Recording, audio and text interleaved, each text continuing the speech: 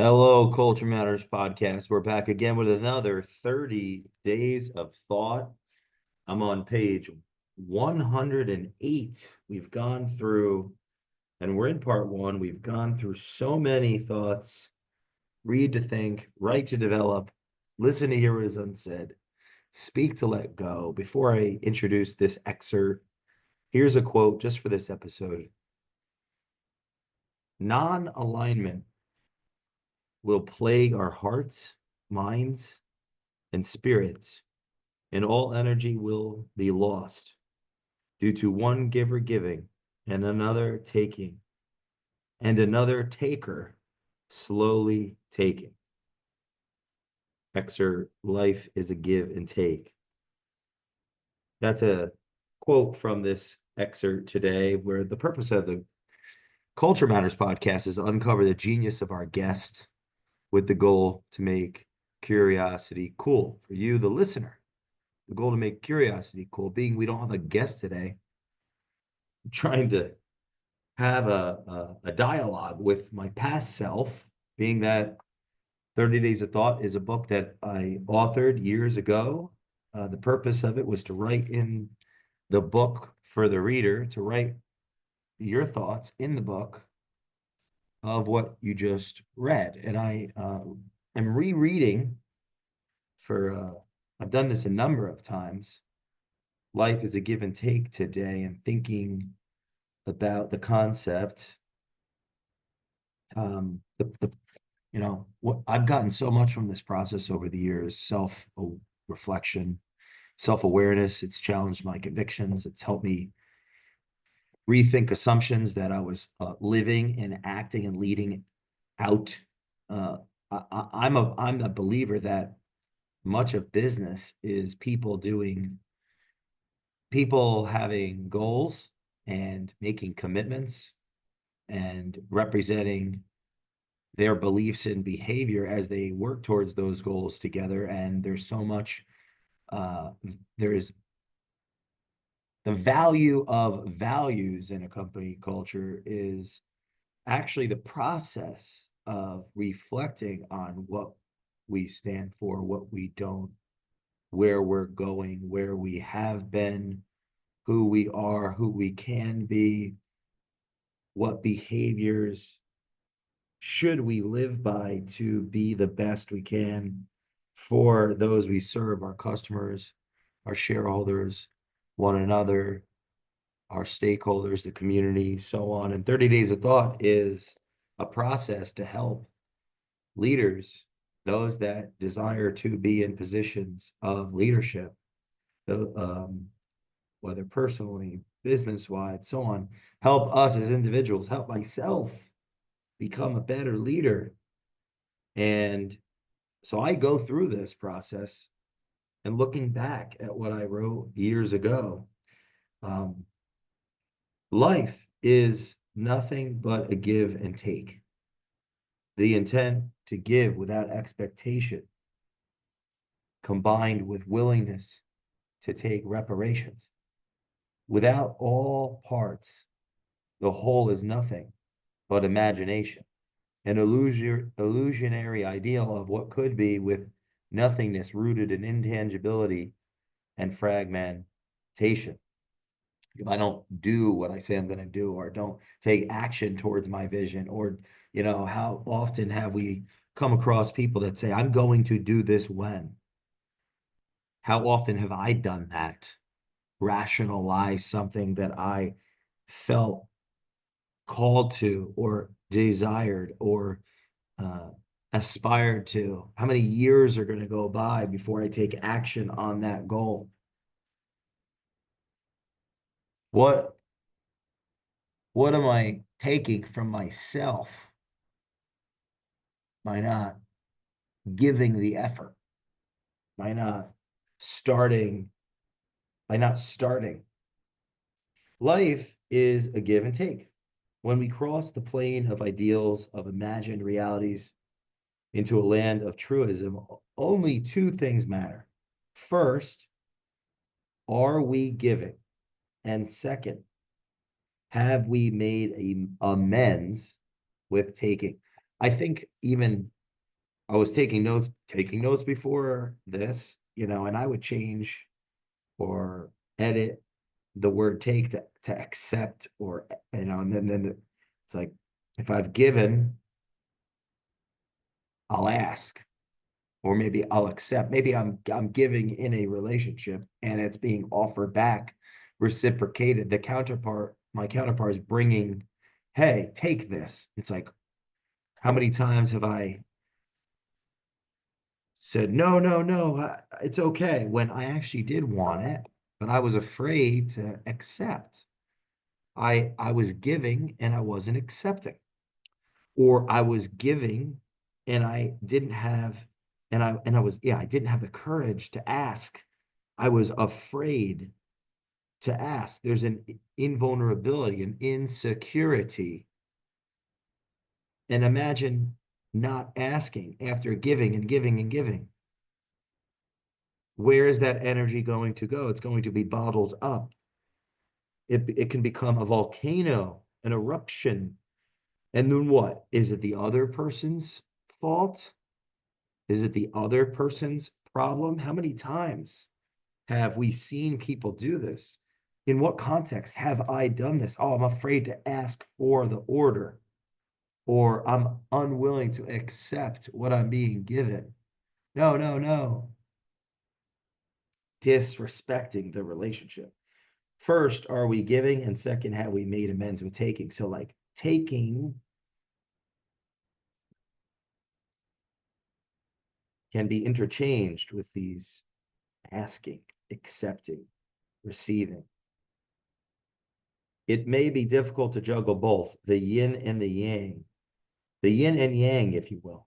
Some give freely while others take innately, because after all, we are not cut from the same cloth. So there's a book by a psychologist, a teacher, a professor, a pundit. I recommend his books and following him, Adam Grant, who teaches out of University of Pennsylvania. And I believe he's a organizational psychologist that helps organizations from a psychological and cultural perspective. And he has a book, The Givers and Takers, that dichotomy, which one am I as the reader? And how do we relate to those that we perceive being in the different buckets? And I think an important lesson in that thought is to be aware that it could very well easily occur in our narrative we tell ourselves to place others in the wrong bucket.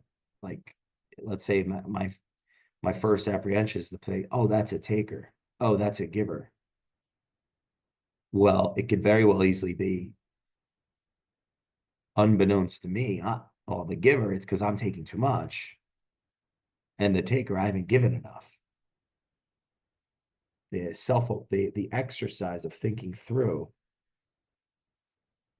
who do I in my life, or who have I come across that I consider in any of these camps, and why, and what relationship did I have with that person, and what did or didn't I do that could have influenced their behaviors that led me to perceive them as whichever label. Kierkegaard's quote, life can only be understood. Oh no, that's not what I say. That's why I say that quote so much.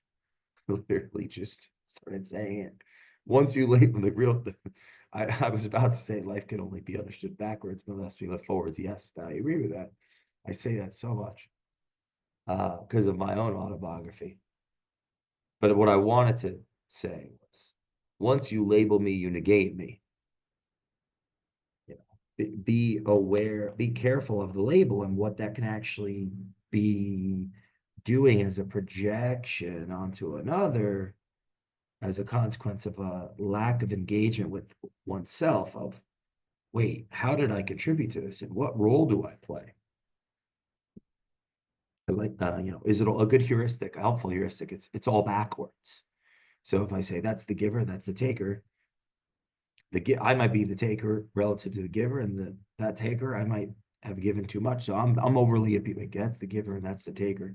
Yeah, I'm taking too much from the giver and I'm giving too much to the taker. And it's actually, I might have actually been falling into on the taker, the someone that I can consider a taker. I might actually fall into the camp of giving, but I'm not courageous enough to ask. And now I'm repressing, and now I'm resenting because I've omitted, because I'm afraid, and I'm welcoming someone to take advantage. Or on the giving side, they're doing that to me, and I'm going all in, and I'm taking without realizing I'm taking. And I'm just concerned, oh, that's a giving person. They're thinking that guy, that person's a taker. And how easily we can fall into these traps of projecting our irresponsibility on others. It may be difficult to juggle both, the yin and yang, if you will. Some give freely while others take innately, because after all, we are not cut from the same cloth. The facts, however, if that cut from the same cloth, I think it makes sense to at least acknowledge that based on the research, there may be a percentage, maybe I'm being a bit loose with that, according to the research, the percentage of people on Earth that have a genetic predilection to evil, psychopathy, sociopathy. So there's a genetic factor, but there's also an environmental factor. And it's so easy to label something, if we don't even know what it is we're truly using as a label. And I think that's a very normal thing to occur in moments and periods of anxiety. By and large, what if most of the world's problems occurred because of the averageness of people, the lack of thoughtfulness, the lack of intention, and the vulnerability that comes with being naked in this world? And the 30 Days of Thought is a process to try to help me, you, the reader, the writer, the thinker, the speaker, the listener, through this and this possibility, this inevitability. Some give freely while others take innately, because after all, we are not come from the same cloth. The facts, however, of this immortal life remains: if we are to last forever in the memory of our brethren, then we must be willing to give and take. It's not being too much in one camp or too much in another. I was watching I was watching an interview between Dr. Jordan B. Peterson and Dr.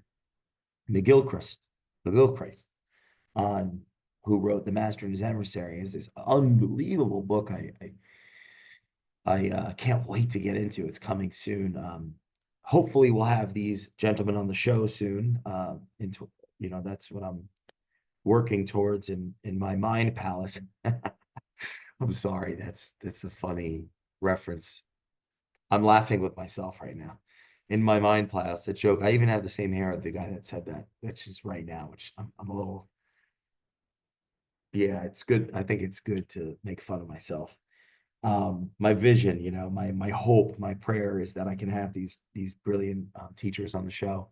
And so I was watching an engagement and an interaction between Dr. McGilchrist and Dr. Peterson, and they're talking about a lot, but that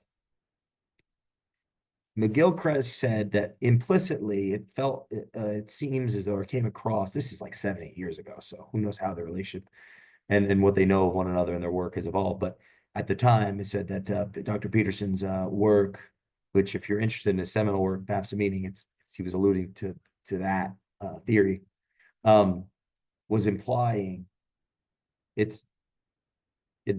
be better off to with less chaos and almost like obfuscating it or transcending it, or he didn't use that word. I'm using it. But and that was it felt implied in his work, and Peterson said it's both. You need both, and the interaction or the engagement. You didn't use that specific word. That's how I interpreted it. And that's something that they had aligned with or came together on. Um, and so it's a that give and take, that chaos and order, that interaction in maps. Peterson talks about the chaos being, explored, unexplored territory, the imaginative, um, the possibility. It can be hopeful or tyrannical, or or I'm sorry, anxiety creating, or inspiration creating, or manifest hope, and that, and that being like the feminine, and then the order being the more masculine, culture, and that could be like the paradise, or like the tyranny. And then there's the divine son, your mom, masculine, feminine. Divine son is that intermediary, the individual, the intermediary, synthesizing known and what's known with what's unknown, what's explored with what's unexplored. And there's what could be and what should be. And anyway, I'm like over simplifying, but that maps of meaning. And in some sense, I'm intuiting some of that, scraping at that concept, um, prior to having read maps. Just a coincidence. In this life is a give and take. Some give freely, while others take innately, because after all, we are not cut from the same cloth. How many times am I going to read the same sentence? The facts, however, of this immortal life remains. If we are to last forever in the memory of our brethren, then we must be willing to give and take. Life cannot go on without the balance. I'm thinking that, having done this at repetition of 30 Days of Thought, I'm on page 108 out of almost 300 pages. I'm speaking more freely. I'm thinking more freely. I'm holding back less. I'm